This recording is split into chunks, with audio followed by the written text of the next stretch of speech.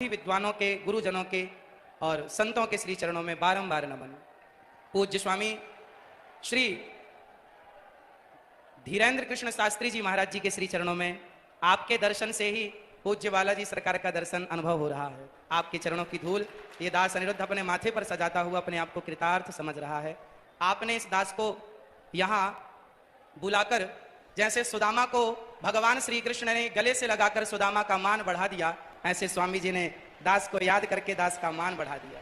आपके चरणों में बारंबार नमन, बारंबार नमन।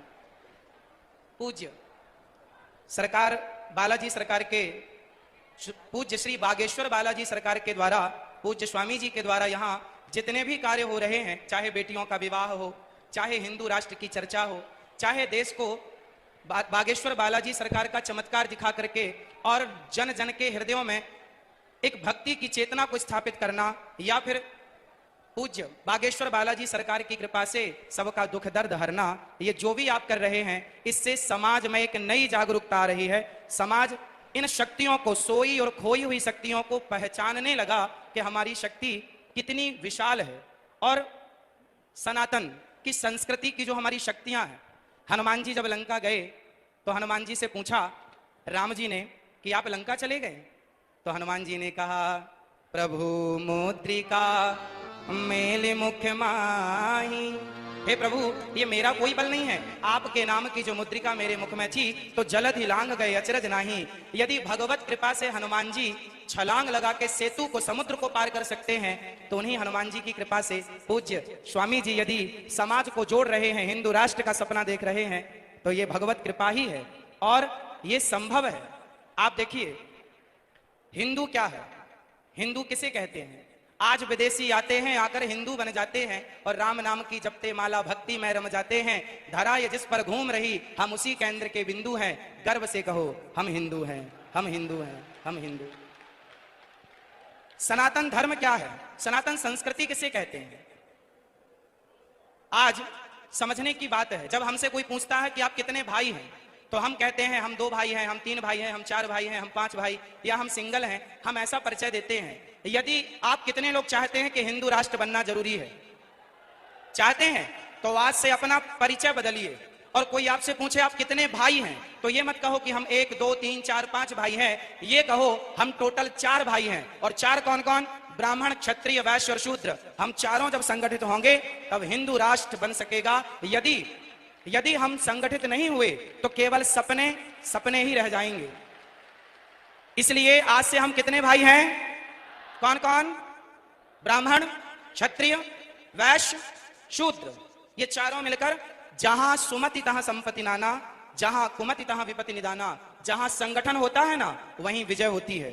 जहां एकता है वहां सब कुछ है। संसार की हर खुशी वहां है जहां एकता है। यदि हम बिखर गए, मुगलों ने, अंग्रेजों ने क्या किया? हम हिंदुओं को, हम सनातनियों को लड़ाया, आपस में लड़ाया। फूट डालो शासन करो किसका नारा था? तो आपस में लड़ाया उन्होंने, हम लड़ते चले गए और लड़ने का परिणाम यह हुआ कि हमारे देश के टुकड़े टुकड़े हो गए। केवल लड़ाई का परिणाम है ये। यदि हम संगठित रहते तो क्या मजाल किसी की कि हमारी तरफ कोई आंख उठाकर देख लेता। हमारे सनातन धर्म में चाहे ब्राह्मण हो, क्षत्रिय हो, वैश्य हो, शूद्र हो, आप बताइए, आज जिस छुआछूत, ऊंच नीच की बात की जाती है, बताइए क्या हमारे सनातन धर्म में, क्या हमारे हिंदू धर्म में, क्या हमारे वेद पुराणों और ऋषि मुनियों के द्वारा क्या छुआछूत की भावना कभी थी? यदि छुआछूत होता तो भगवान राम निषाद राज्य को गले ना लगाते। यदि छुआछूत होता तो भगवान राम माता शबरी के बेर ना खाते। इसका मतलब है भगवान और भक्त। हमारे यहाँ तो संत रैदास जी हुए हैं, जिनके चरणों को लोगों ने प्रणाम किया है, धो धो करके पिया है, जिनका आज भी ये मुहावरा, ये वाक्य आज भी प्रचलित है कि मन चंगा तो कठौती में गंगा। ऐसे महापुरुषों को हमने अपने हृदय में बिठाकर उनको पूजा है। यदि हमारे यहाँ जातवाद होता, ऊंच नीच होती, तो हम कभी भी ऐसे लोगों को इस रूप में स्वीकार ना करते। इसका मतलब हमारे देश में जातवाद था ही नहीं। ये जातवाद का जहर घोलकर सिर्फ सनातनियों को आपस में लड़ाने का षड्यंत्र किया गया, और जिस षड्यंत्र की चपेट में हम सभी भारतीय आ गए। हमको लड़ाया गया, हमें गलत पढ़ाया गया। जैसे समझिएगा क्या क्या गलत पढ़ाया गया। हम लोगों को पढ़ाया गया कि हम जब पढ़ते थे ना तो हमें पढ़ाया जाता था गा गणेश का, गा से गणेश। आज पढ़ाया जाता है गा से गधा। जब गा से गधा पढ़ेंगे तो गधा ही होंगे, फिर गणेश वाली बुद्धि कहां से लाओगे? इसलिए अब एक वाक्य देखिए इतिहास से। लोग कहते हैं कि हिंदू धर्म में सती प्रथा थी, राजा राम मोहन राय जी ने इसे बंद किया। ये जो जानकारी है ना, ये अधूरी जानकारी है। हमारे देश में, हमारे वेदों में, पुराणों में, ऋषि मुनियों के द्वारा हमारी संस्कृति में कभी भी सती प्रथा नहीं थी। यदि थी तो वह किस रूप में थी वो समझने की जरूरत है। हमारे यहाँ ऐसा नहीं था कि पति मर गया तो उसे जबरदस्ती चिता में डाल दिया जाए, ऐसा नहीं था। ऐसा था कि पांडु जी की मृत्यु हुई तो माता माद्री उनके इच्छा से कि मैं अब जाऊंगी, और अपनी स्वेच्छा से उन्होंने सती होना स्वीकार किया। जबकि माता कुंती ने कहा कि ये 5 बच्चे हैं, माद्री माँ ने कहा कि आप इनका ख्याल रखो, तो माता कुंती अपनी इच्छा से रह गई और माता माद्री अपनी इच्छा से चली गई। यदि हमारे देश में सती प्रथा थी तो दशरथ जी के चले जाने पर माता कौशल्या सती क्यों नहीं हो गई? यदि सती प्रथा थी तो दशरथ जी के चले जाने पर माता कौशल्या सती क्यों ना हो गई? इसका मतलब सती प्रथा हमारे यहाँ थी ही नहीं। हाँ, वो सती प्रथा थी कि जैसे मेघनाथ के मर जाने पर, उनकी मृत्यु हो जाने पर उनकी पत्नी ने अपनी स्वेच्छा, अपनी इच्छा से उस सतीत्व को स्वीकार कर लिया, अग्नि में प्रवेश कर गई अपने बल से। जबरदस्ती उठाकर डालना ये परंपरा हमारी कभी थी ही नहीं। हम हिंदू कैसे हैं? आज इस धरती पर जितने भी मजहब, जितने भी पंथ हैं, आप सबसे मिलकर देखिए हिंदू कौन है? हिंदू एक विचारधारा है, हिंदू एक सोच है। अहिंसा ही परमो धर्मः, जहां अहिंसा की बात होती हो वो हिंदू है। जो पूरी दुनिया में घूमकर देखिएगा, कोई धर्म के नाम पर जीव हत्या कर रहा है, बकरे काट रहा है, कोई धर्म के नाम पर सुअर काट रहा है, कोई कुछ खा रहा है, कोई कुछ खा रहा है। पर हमारे सनातन धर्म में बकरा बकरी खाने से त्योहार नहीं होता। हमारे यहाँ तो 56 भोग लगते हैं ठाकुर जी को। ये संस्कृति हमारी है। हम अहिंसा ही परमो धर्म बात मानते हैं। अहिंसा हमारे यहाँ चींटी को भी दाना डाला जाता है, कुत्ते को रोटी और गाय को प्रथम रोटी और कुत्ते को अंतिम रोटी डाली जाती है। जहां कुत्ते का भी आदर हो, जहां गाय का भी आदर हो, जहां पीपल का भी आदर हो, जहां नदियों और समुद्र का भी आदर हो, जहां पत्थरों की पूजा हो, वही तो सनातन है। जहां माँ को भगवान माना जाए, पिता को भगवान, मातृ देवो भव, पितृ देवो भव, अतिथि देवो भव और ऐसे आचार्य देवो भव, जहां ऋषि मुनियों को आचार्य मानकर उनको प्रणाम किया जाए भगवान की दृष्टि से। ये संस्कृति अपने आप को सबसे छोटा और हमारे पूज्यों को सबसे बड़ा मानने वाली संस्कृति ही सनातन संस्कृति है। और गर्व से कहो आप लोग कि हम हिंदू हैं। ये धरा ये जिस पर घूम रही, हम उसी केंद्र के बिंदु हैं। गर्व से कहो, गर्व से कहो। तो आज से जात पात ऊंच नीच कौन कौन मिटाएगा? और आपस में गले लगकर रहिएगा, चाहे ब्राह्मण, क्षत्रिय, वैश्य, शूद्र। हमारे लड़ने झगड़ने का फायदा उन लोगों ने उठाया। गांव गांव आज हमारे हिंदू क्रिश्चियन होते चले गए। कारण जानते हैं?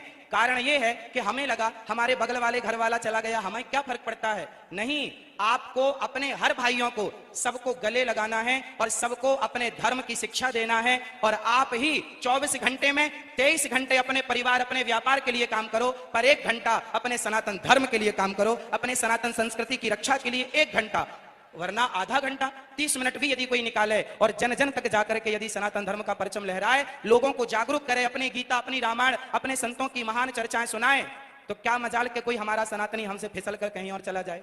यदि बट गए तो घट गए, और बट गए तो घट गए, और घट गए तो मिट गए।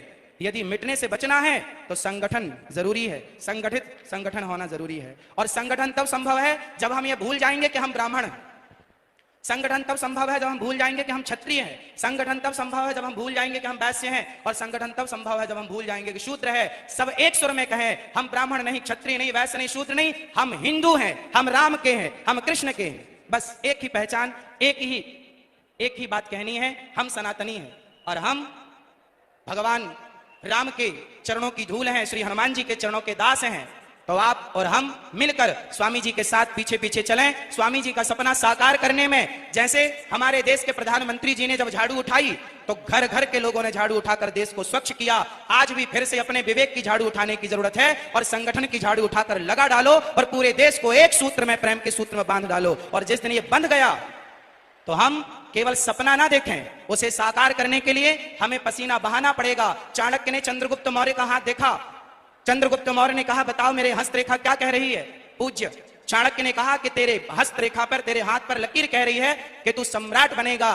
बहुत प्रसन्न होकर उछलने लगा। चंद्रगुप्त मौर्य जब उछलने लगे तो चाणक्य ने कहा, बेटा इसके आगे भी एक रेखा है, वो कुछ और कह रही है। यदि उसे नहीं सुना तो तेरा यह सपना, तेरा यह उछलना यहीं रह जाएगा। गुरुजी क्या रेखा है आगे की? तब चाणक्य ने कहा कि बेटा यदि तुझे सम्राट बनना है तो सिर का पसीना पांव तक पहुंचे, इतनी मेहनत करनी पड़ेगी, इतना प्रयास करना पड़ेगा। आपको धर्म के सत्य के रास्ते से किसी भी हाल में डिगना नहीं होगा, और जो धर्म के सत्य के रास्ते पर चलता है उसी का लोक परलोक संवरता है। यदि हम संगठन रखें, हम संगठित हो जाएं और सपना देख रहे हैं तो पूज्य महाराज जी के साथ साथ चलने का कितने लोग महाराज जी के साथ हैं? हम सभी, पूरा राष्ट्र, छोटे से बच्चों से लेकर बड़े बूढ़ों तक हम सब साथ में हैं, और संगठन होगा तो हिंदू राष्ट्र की स्थापना पुनः होगी। गाय को फिर अधिकार मिलेगा जो अधिकार भगवान श्री कृष्ण ने दिया है। गाय को भी राष्ट्र माता होनी चाहिए, हाँ या ना? तो जब हम सनातनी संगठित होंगे ना तो सब पॉसिबल है, वरना लड़ते ही रहें, जातवाद में बटे रहें तो कुछ नहीं होने वाला। स्वामी श्री कृपात्री जी महाराज ने भी एक सपना देखा था, उस समय की वर्तमान इंदिरा गांधी जी से कहा था, उन्होंने कहा था कि आप मुझे प्रधानमंत्री होने का आशीर्वाद दो। पूज्य महाराज श्री ने कहा था कि मैं आशीर्वाद तो दूंगा पर गाय को राष्ट्रमाता घोषित करनी पड़ेगी, पर वो जीतने के बाद वायदे भूल जाते हैं और हम इसलिए पीछे हो जाते हैं कि हम संगठित नहीं हो पाते। मूल जड़ है संगठन, जहां सुमति तहां संपत्ति नाना, यह चौपाई याद रखिएगा और पूज्य महाराज जी के साथ साथ चलते रहिएगा। पूज्य बागेश्वर बालाजी सरकार की, पूज्य बागेश्वर बालाजी सरकार की, पूज्य महाराज जी के चरणों में दास का बारंबार नमन। और आपका ये प्रयास अति शोभनीय है, ऐसे महान पुरुषों के सानिध्य में आप ये प्रयास कर रहे हैं। इतना बड़ा प्रकल्प है, इतनी बड़ी यात्रा है, हम सब आपके साथ हैं और सभी मिलजुल करके हम अपने देश की सेवा करेंगे। जिस प्रकार से जरूरत पड़ेगी उस प्रकार से सेवा करेंगे। सभी गुरुजनों के श्री चरणों में दास का बारंबार नमन। सबको जय श्रीमन नारायण, जय श्री कृष्णा। बहुत अभिनंदन, बहुत स्वागत।